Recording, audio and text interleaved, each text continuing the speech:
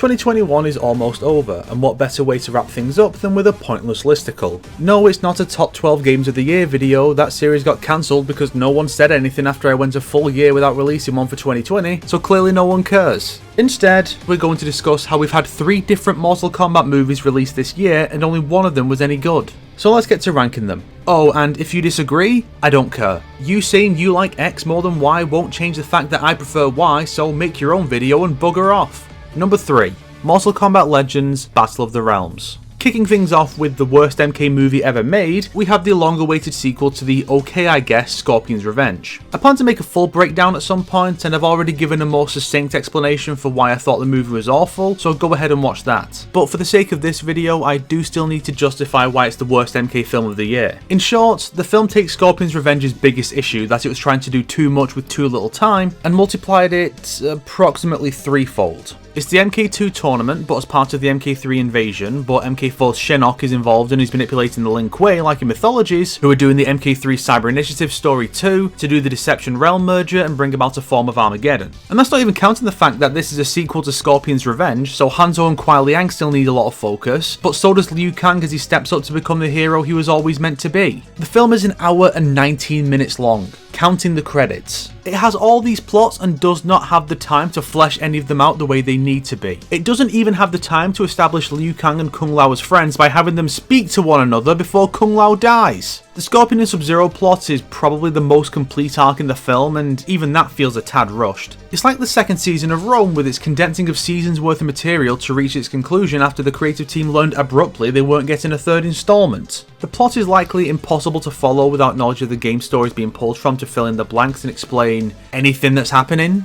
I also didn't care for the action in the film or its predecessor, but that can wait for the more in-depth breakdown. For now, just know that in a year that saw the release of MK 2021, this film was somehow the worst MK movie released. And speaking of which, number 2, Mortal Kombat 2021.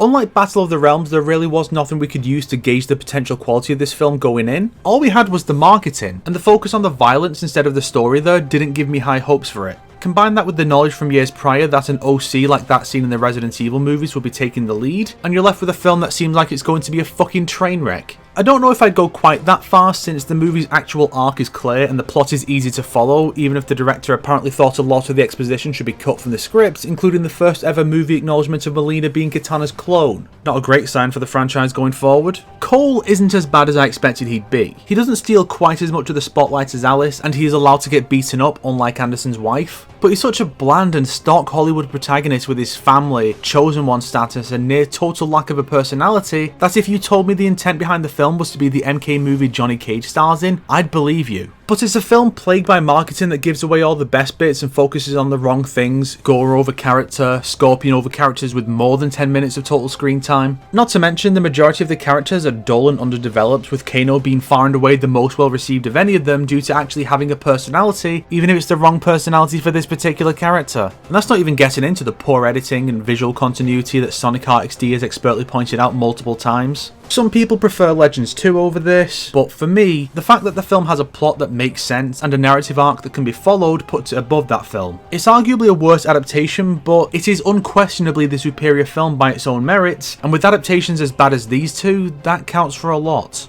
But before we discuss number 1, let's look at an honourable mention. Shang-Chi and the Legend of the Ten Rings. A young Chinese martial artist, an actor, and a hyper-competent woman fighting an ancient sorcerer and a big monster thing, one of which steals people's souls? Bro, Disney out here showing up both the WB's attempts at adapting MK without even having the MK license.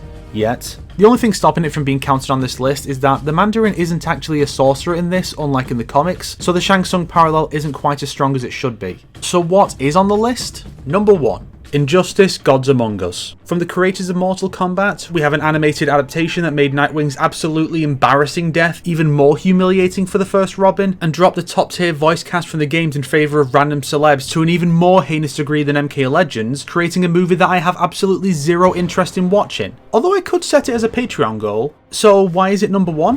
It's not. It was a lie the whole time.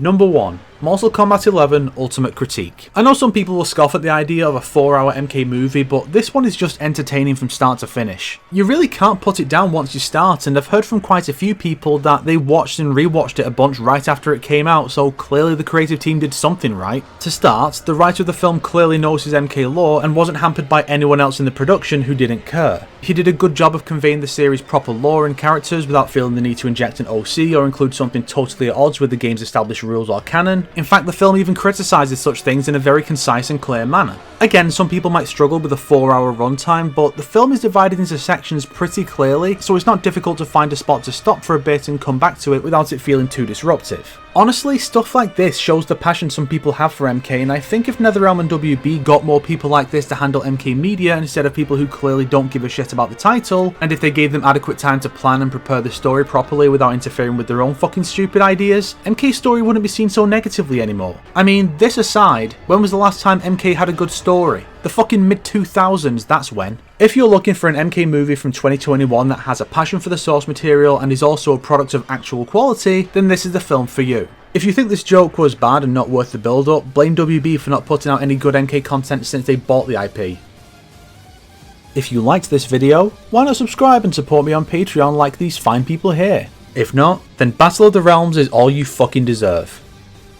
Today's recommended content is all the videos where I talked about these films along with other YouTubers. You got Sonic RXD and Brusque Poet and True Underdog and Godzilla Mendoza. It's a good selection of videos with some cool guys talking about MK with me. And hopefully whatever MK content we may get in 2022 will actually be decent, but you know, if I was still holding my breath for that I would have died about 7 years ago.